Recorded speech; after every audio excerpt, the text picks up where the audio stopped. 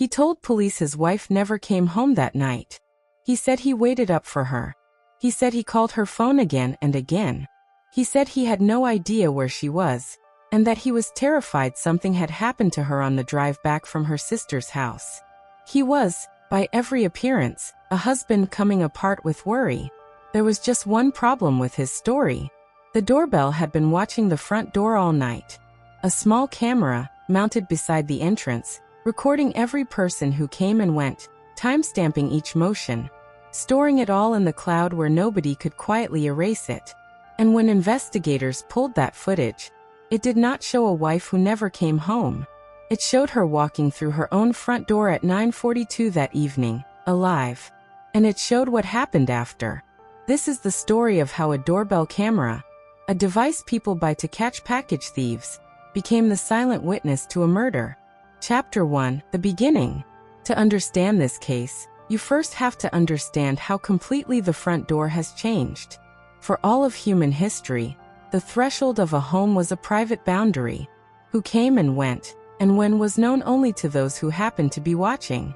A person could arrive home at any hour, and unless a neighbor was at their window, there was no record of it. The door was a place of comings and goings that vanished the moment they happened. That is no longer true. In the last decade, tens of millions of homes have mounted cameras beside their front doors. Doorbell cameras. They were sold as a convenience and a small security measure. See who is at the door, watch for packages, check on the house from a phone. They became so ordinary that people stopped thinking about them entirely. But a doorbell camera is not a passive object. It is an always watching eye. It records motion. It timestamps everything. It captures faces, arrivals, departures, the ordinary traffic of a household, and it stores that footage in the cloud, on servers the homeowner does not control and often cannot easily erase. The couple in this story had such a camera. The husband had installed it himself, months earlier, for the most ordinary of reasons. He wanted to see who was at the door. He did not think of it as a witness. He would come to understand, far too late, exactly what he had mounted beside his own front door. The marriage, by the accounts that emerged later, had been deteriorating. There were financial strains. There were accusations. There was, investigators would come to believe, another relationship. The kinds of pressures that, in the worst cases, curdle into something violent. On the night in question, the wife drove to visit her sister. It was an ordinary visit. She left her sister's home in the evening, telling her she was heading back. She was recorded leaving. She was recorded on the road. And she was recorded, by her own doorbell camera, arriving home at 9:42 in the evening. Her husband would later tell police she never arrived at all. Chapter 2: The Betrayal. The husband's account was detailed, and it was delivered with apparent anguish. He said he had spent the evening at home waiting. He said his wife had never returned from her sister's. He said he grew worried as the hours passed, that he called her repeatedly, that he did not know what to do. By the time he reported her missing, he had constructed a portrait of a frightened husband whose wife had vanished somewhere between her sister's house and home. The sister confirmed the wife had left. The phone records would show the calls he made. On the surface, the pieces seemed to support a tragic mystery. A woman who disappeared on an ordinary drive home. But investigators, as they always do in cases like this, looked closer.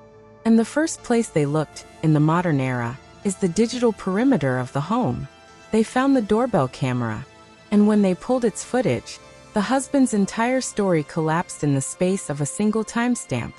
The camera showed the wife arriving home, 9:42 in the evening, walking to her own front door, entering the house. She had come home.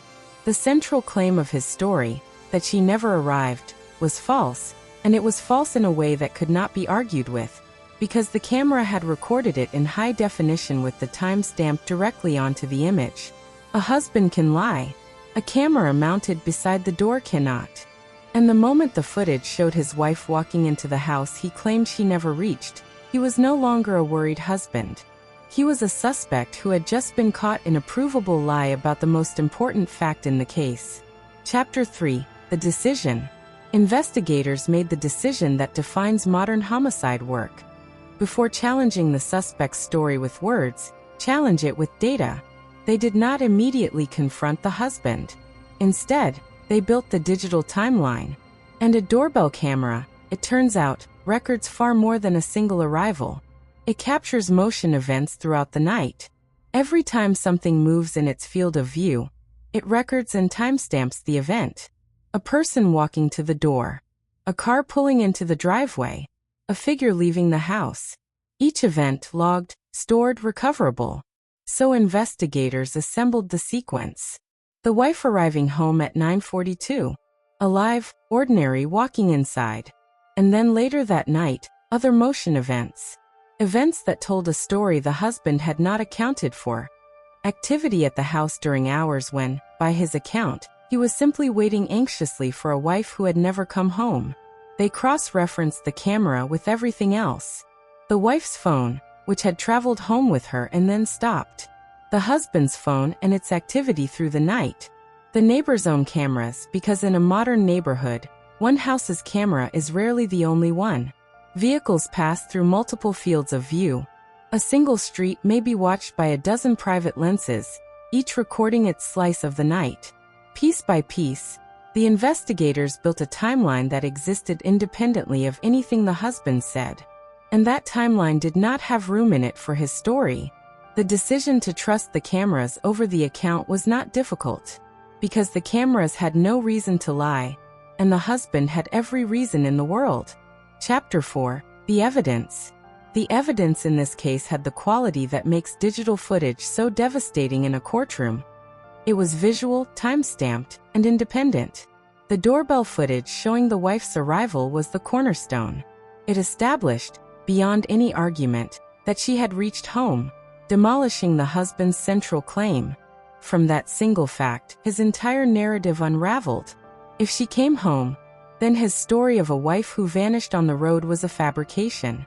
And a person who fabricates the central fact of a disappearance does so for a reason. But the footage did more than contradict him. Combined with the other evidence, it helped establish what actually happened. The motion events through the night. The absence of any recorded departure by the wife. She came home, and the camera never recorded her leaving again. The husband's movements, reconstructed from his own devices. The physical evidence at the scene, which investigators now examined with the knowledge that the husband had lied about the most basic fact of the timeline. There is a concept in these investigations. Once a suspect is caught in a provable, deliberate lie about a central fact, everything else they have said must be re-examined in that light. The doorbell footage was that provable lie. And once it was established, the husband's grief, his worried calls, his portrait of an anguished spouse, all of it became suspect, because it had been built on a foundation the camera had shown to be false. The neighbor's cameras added corroboration. In many modern cases, the decisive footage comes not from the suspect's own camera, but from the ordinary surveillance web of an entire neighborhood. The doorbell across the street, the security camera on the corner house, the dash cam of a parked car. These devices, none of them placed with any thought of catching a killer, collectively create a record of a neighborhood's night that no one can fully escape. The husband had mounted a camera to watch his front door. He had forgotten that it would watch him too. Chapter 5: The Justice. The case moved forward on the strength of a timeline the husband could not refute, anchored by footage he himself had caused to exist. There is a particular irony that runs through cases like this one, and it is worth sitting with. The very device the husband installed for security, the camera he mounted with his own hands, connected to his own account, paid for with his own money, became the instrument of his undoing. He built the witness. He aimed it at his own door. And when the terrible night came, it did exactly what it was designed to do. It recorded the truth, faithfully and differently, and stored it somewhere he could not reach to erase it. For the family of the woman who died, her sister, who had seen her leave that evening, who had believed for a time that she vanished on the road home, the footage offered a terrible clarity. She had made it home. The mystery of the disappearing wife was no mystery at all, and the person responsible was the one who had reported her missing while knowing, all along, that the camera beside the door had seen her walk safely inside. The broader lesson of this case is one that grows more powerful every year. We have wrapped our homes in cameras, not out of paranoia, but out of convenience, to see the delivery driver, to check on the dog, to watch for packages. We have created, without quite intending to, a surveillance web of unprecedented density. Every front door a potential witness. Every street a corridor of private lenses. Every arrival and departure recorded, time-stamped, stored in the cloud. For the overwhelming majority of us, this footage will forever be meaningless. An endless record of ordinary comings and goings that no one will ever have reason to watch. Package deliveries. Kids coming home from school. The mail carrier. The ordinary rhythm of ordinary life. But for someone who does something terrible behind their own front door, and then tells a story that the door itself contradicts. The modern neighborhood has become an almost impossible place to lie. The husband counted on the old world. A world where a man could say his wife never came home, and no one could prove otherwise. A world where the threshold of a house kept its secrets. That world is gone. He had personally helped end it, the day he mounted a camera beside his door. His wife came home that night. The camera saw her. And in the end, the camera told the truth that he would not. Thank you for being here for this story. New story every Monday, Wednesday, and Friday. If this made you look differently at the small camera beside your own front door, share it. Someone you know should understand what it really is. We will see you in the next one.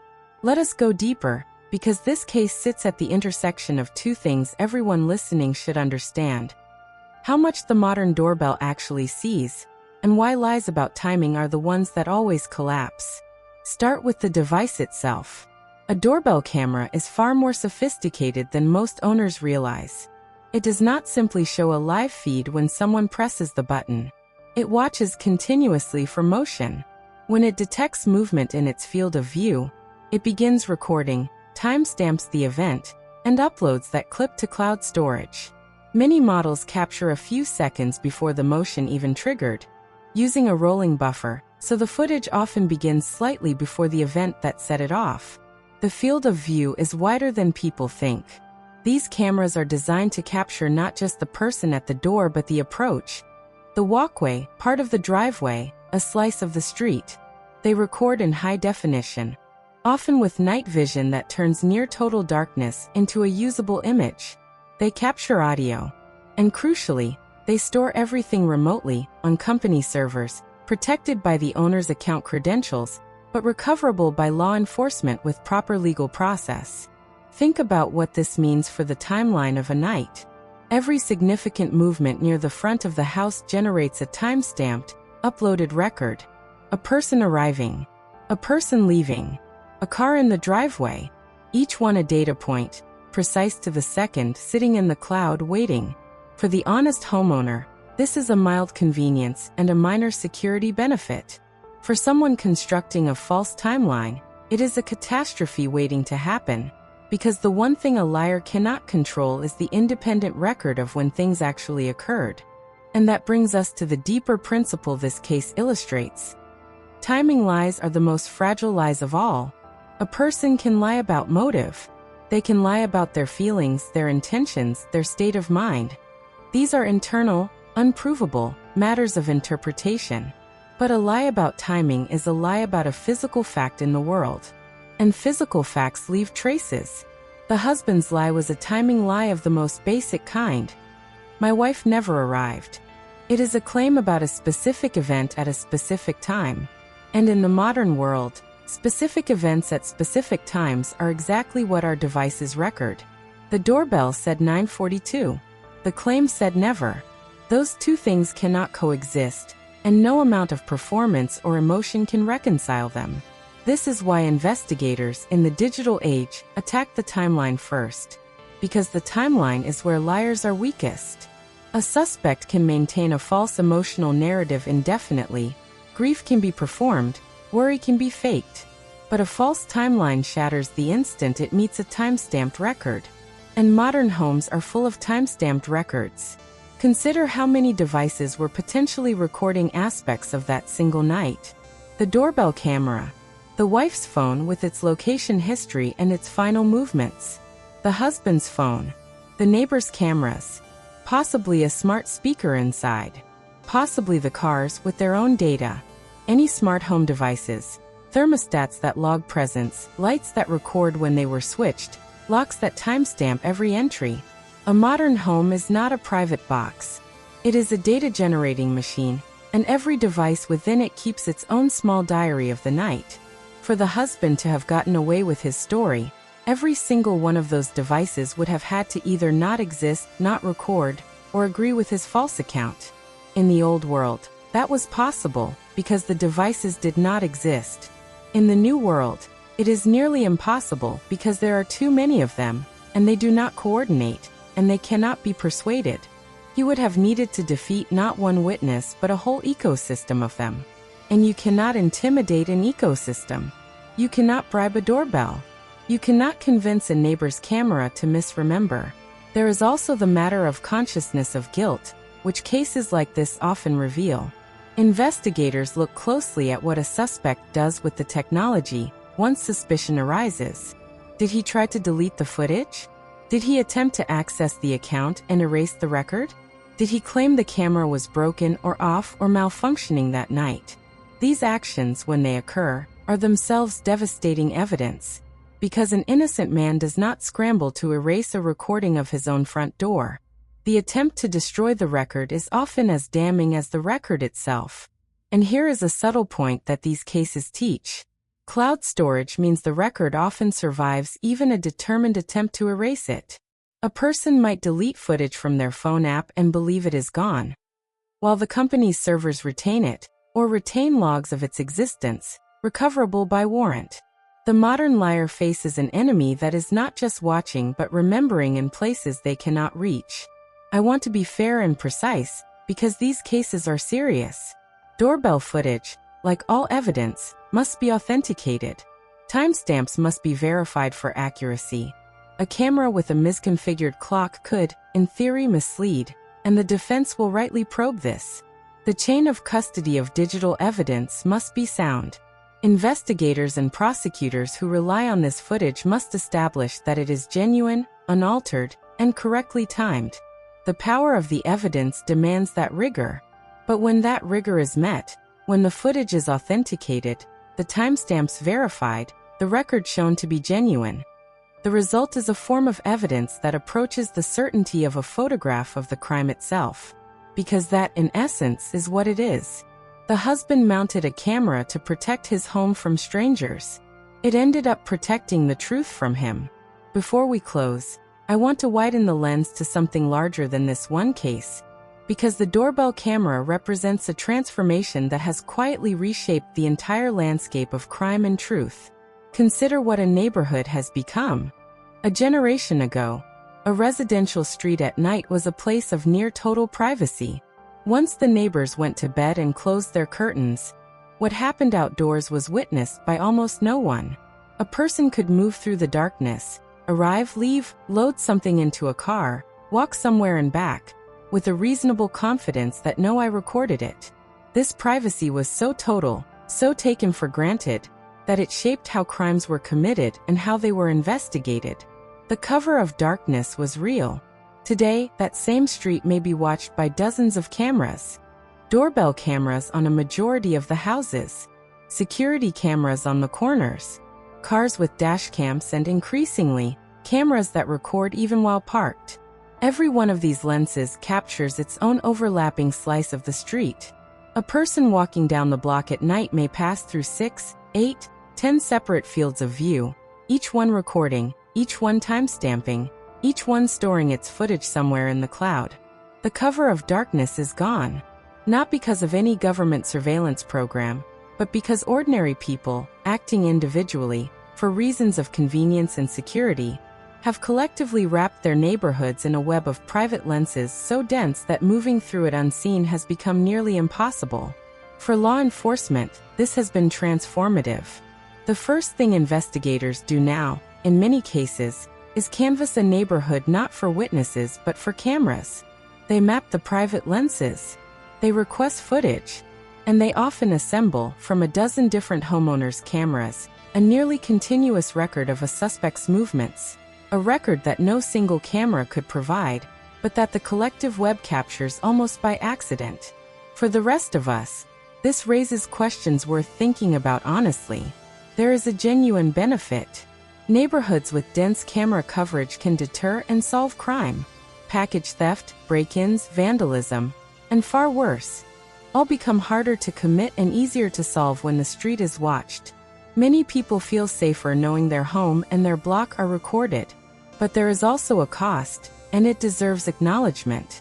We have built a surveillance infrastructure of remarkable density, and we have done it without much collective thought about the implications. Our comings and goings are recorded by our neighbors. Our movements through public space are captured continuously. The privacy of the ordinary street, which existed for all of human history, has quietly ended. And unlike government surveillance, which is at least subject to law and oversight, this web of private cameras operates in a largely unregulated space. Its footage owned by companies, its rules still being written. These are not simple questions, and I do not raise them to frighten you. I raise them because the case of the husband and the doorbell is not just a story about one man's lie. It is a window into the world we have all built, together, one convenient purchase at a time. For the person who does harm and lies about it, that world is a trap that grows tighter every year.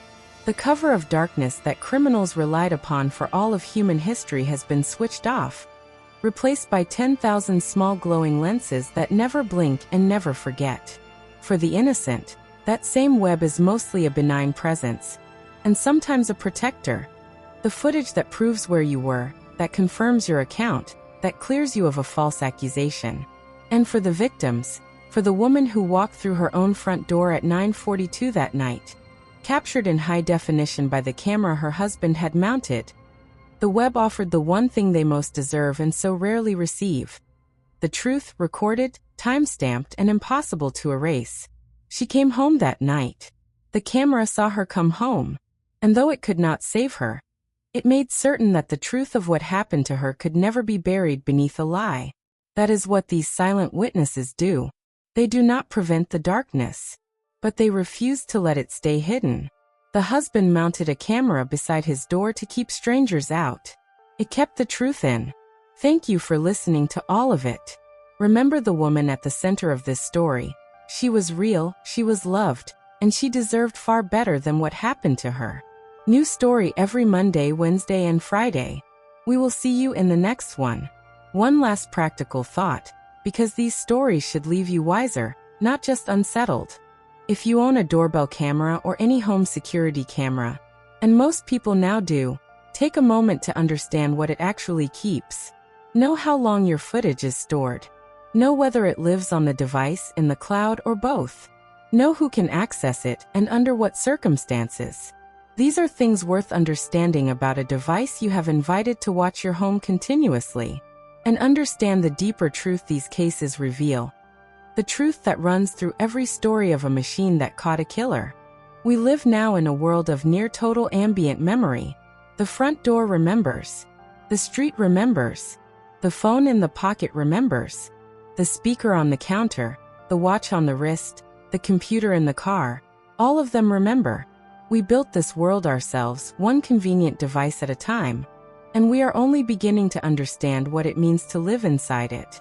For those who would do harm and count on the old privacy of darkness, the reckoning is severe and it is growing. The perfect crime, always mostly a myth, has become very nearly impossible in a world this densely recorded. For the rest of us, the honest majority, the lesson is gentler but no less important. Be aware of the witnesses around you. Understand the trade you have made between privacy and convenience. And take some comfort, perhaps, in knowing that the same web that convicts the guilty also protects the innocent, and that the truth, for victims who can no longer speak for themselves, is harder to bury than it has ever been in human history. The camera beside the door is not just watching for packages. It is keeping the truth.